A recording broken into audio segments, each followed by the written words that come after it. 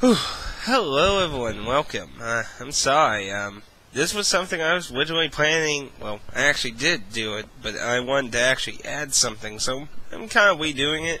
I'm kind of going to go over my point of what my original video is in a more shorter way.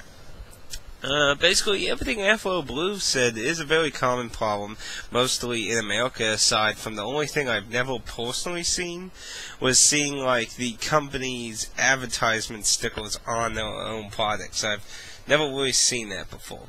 But another thing I wanted to illustrate, that I illustrate a lot in the video I did make, but I didn't post it, or, well, I didn't unlist it, but I really feel there's such a different culture towards taking care of games in Japan. I'm going to show you some games that only one of them was actually expensive, that were all relative cheap, and I'm going to show you the worst condition game I ever got from Japan. Virtual Boy game. Has everything with it. It was like $5. An NES game from Japan, from Squire. Tom Sawyer RPG. I think this was only $10. As everything. Even the ad things, you know, the little poll things and stuff, they have those. It's like amazing how they keep all this stuff with it. Another NES game, Splatterhouse Wombat Graffiti, I got that for $10. Dual Orbs 2 for the Super Nintendo. This is the worst conditioned box game I ever got from Japan. It has a scotch tape on the top and bottom there, and it's a little beat up on the side, but it's pretty good still, and has everything with it. And probably the most expensive thing I ever got from Japan, out of these items I'm particularly showing, is Sin and Punishment, which again has everything. It's like I only have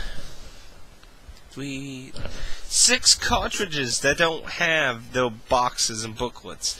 Everything else I've gone for any other system has basically came with everything. Hell, I even have like 2 of the Shin Tensei card games on the Game Boy Color. They came with collectible cards. I have the Persona 2 game that didn't originally come to America on the PS1. It comes with a collectible card and all that. It's like, and they're not expensive, you know. That stuff would probably be really pricey in America. Shit that usually comes with everything usually is, but that stuff wasn't pricey. That's the one thing that's really advantage of getting Japanese versions a lot of times of old games. They're usually cheaper, like Eve. The cartridge of Eve on the Super Nintendo is cheap. That's why I got that. The American version is just so freaking pricey. And I don't know about now. Way back, one time when I was just obscurely checking random prices of Japanese equivalent of whale games, I noticed Earthbound 2 was really cheap on the Super Nintendo for Japan. However, that might have changed or changed in the future because of the Earthbound 2 not being released on the Nintendo Wii in any country, as a stance of being feared they'll be sued. So the Game Boy Advance and Super Nintendo versions of Mother 2 might be possibly the only versions that will exist and could potentially become whale and whale over time.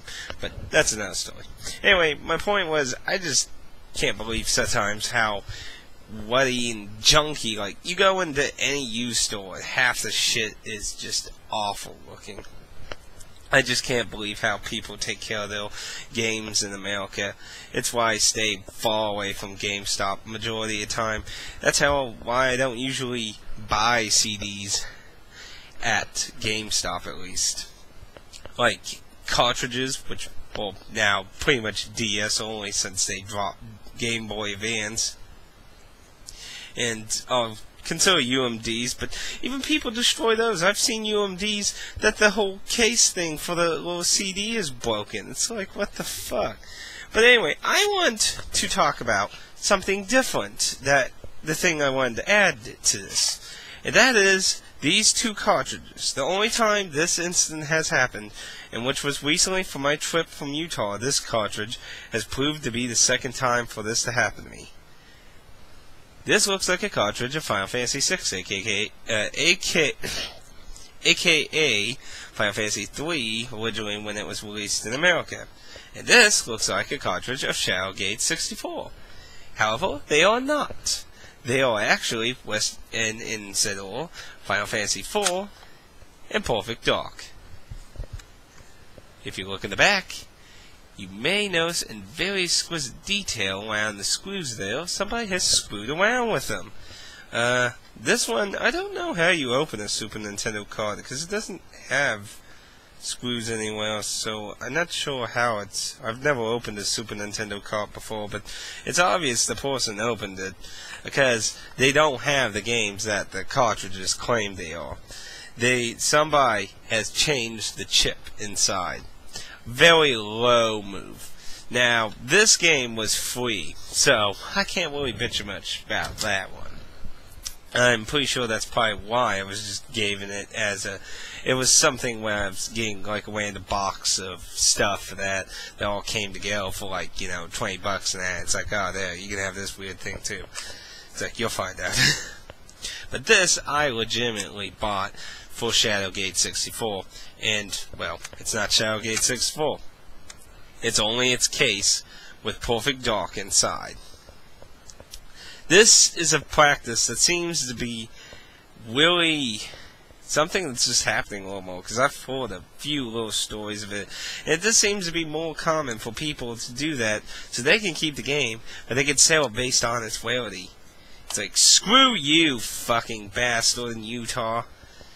I took this across several states, back to where I live, to find it's not even the fucking game I bought. Luckily, though, the store, Grey Whale, I did contact them, and they said if I send it to my friend I visited in Utah and he takes it to the store, they will gladly exchange it, regardless of the 3-day return policy of their store. So, that's if they actually carry it out, which that's what I'm going to be trying to do. But if they do carry it out, Grey Whale, you have much better customer service than GameStop. Those lowly, sick fucking bastards. Anyway, basically, I just wanted to say that you might want to take a close look at cartridges, because you might want to double check before you walk out of the store, assuming what you got. But, oh dear. I do feel a lot of issues that Ethel Blue said basically are just simply solved if they would actually do quality, test the stuff and put it in, see if it'll play, see if the batteries work inside, which is actually one other thing I could actually mention too. Understandably, it's hard to check everything of that, but, especially when you get a lot of stuff coming in. But it would be nice to kind of know if the internal battery of cartridges and that are working. Because, nothing sucks about getting a long, kick-ass RPG and you can't really save. But yeah, a lot of these things can just simply be fixed by quality control, checking the stuff, making sure it works properly, and just denying this awful garbage. It's like, one time, my very first time when I went to GameStop, some of the earliest stuff I got was RPG Maker 2, which was probably the only really good deal I ever got there. I got for $20. That's a really rare game these days. Last time I looked, it's like $100 now. Don't know if it still is, though.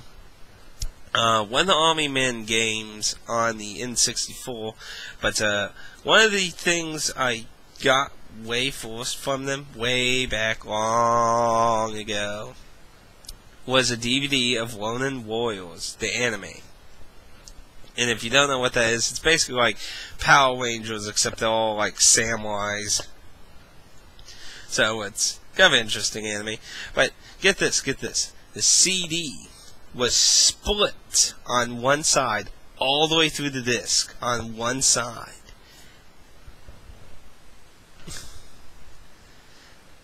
It's like, how the fuck did that happen? Also, I got a pirated DS cart from GameStop before.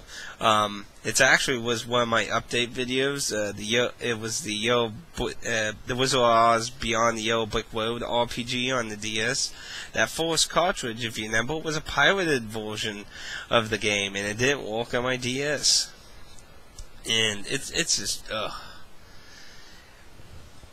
Though the manager claimed they do a check on that stuff before taking it in, so I don't know. But it came from a different GameStop, so I can't wait.